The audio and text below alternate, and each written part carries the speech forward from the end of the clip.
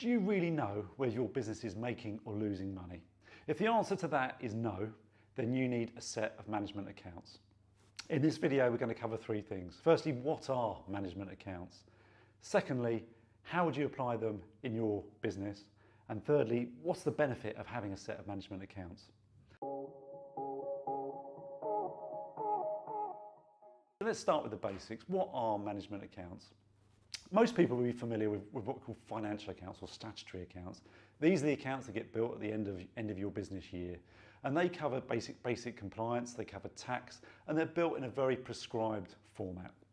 Management accounts are purely an internal document. And the great thing about this is you've got much more choice about what you put into a set of management accounts. And really you can tailor those accounts to your business and look at the things that matter to you and inform decisions for your business.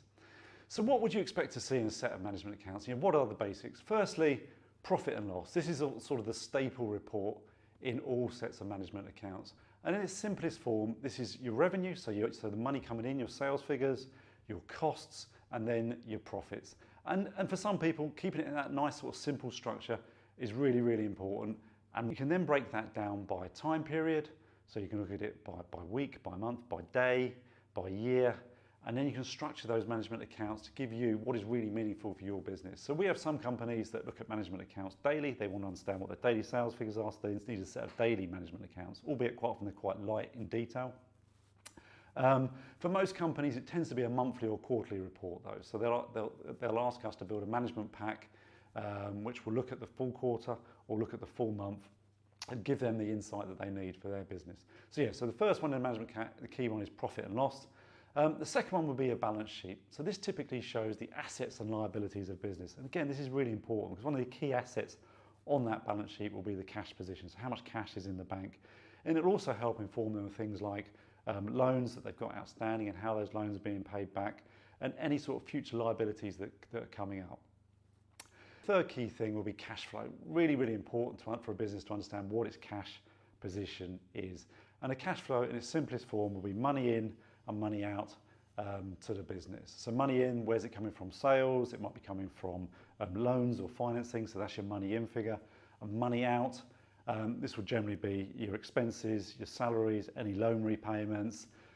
So again, the cash flow is really important. It gives you a very pure measure for your business around how your business is performing. It also gives you some sense of where the money's going as well, because a lot of people get confused between what's profit and profit and loss and what is cash. And what we always say to people is that cash is a very sort of simplistic measure, but a very important measure. It's money in, money out. So what we say to people is look at your management accounts and look at that cash position. The fourth thing that you'd likely find in a management accounts pack would be your debtors position, so who owes you money. And again, what we do with clients is we show them who owes them money, and we agree in that meeting how those debts are going to be chased and who's going to chase them and what actions need to be chasing. Because at the end of the day, if you're doing business, you're sending out an invoice, you want to be paid for that money. So what we call aged receivables report is really important report in that management pack. So those are the sort of the typical key elements that you expect to find in management accounts. The other thing that we quite often do for clients is bring in non-financial indicators. So these are things that are not financial related. So a common one would be things like headcount, for example. So if we use headcount in our management accounts, then we can open up a whole new set of metrics. So we can look at things like revenue per head. So we'll take your revenue figure and divide it by your headcount, or cost per head. So we'll take your cost figure, total cost, and divide it by your headcount. So what that's giving you is a relative measure. So you understand that what the impact is of introducing new heads into your business. And it starts to give you sort of efficiency measures then. So are we getting more efficient? So are we delivering more with a lower headcount?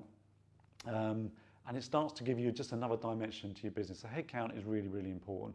Another common one that we bring in non-financial measure, particularly for marketing-driven companies, is things like website stats. So how many hits people are getting on websites, how much they're spending on marketing. And again, we're getting a relative measure there to show how efficient the management accounts are, how efficient the business is at delivering those or spending its management, spending its marketing budget.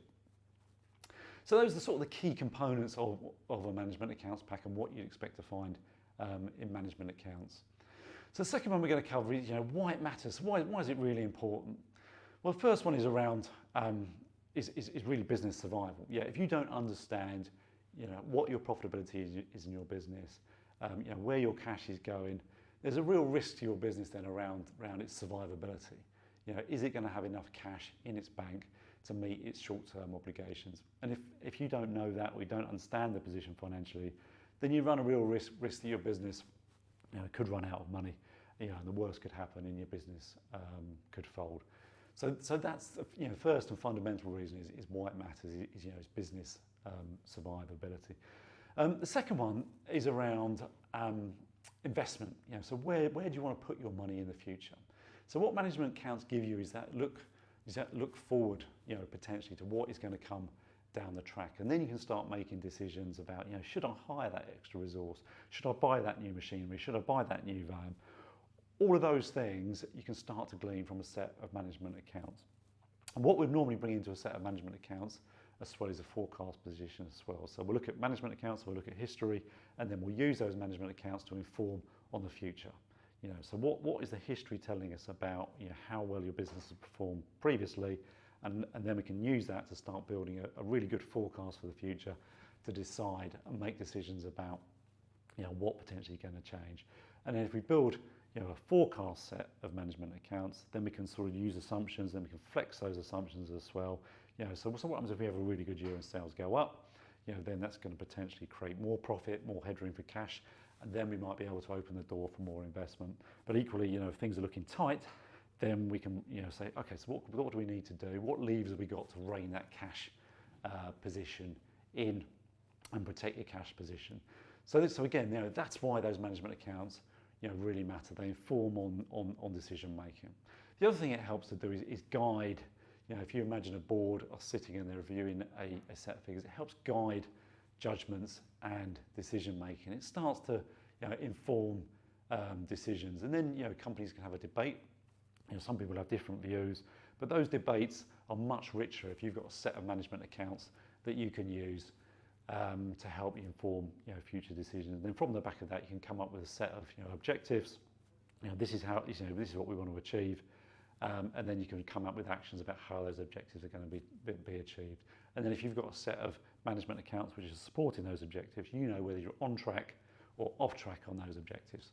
And then you can refer back to those objectives at any point in the future to say, are we doing well? How things are going?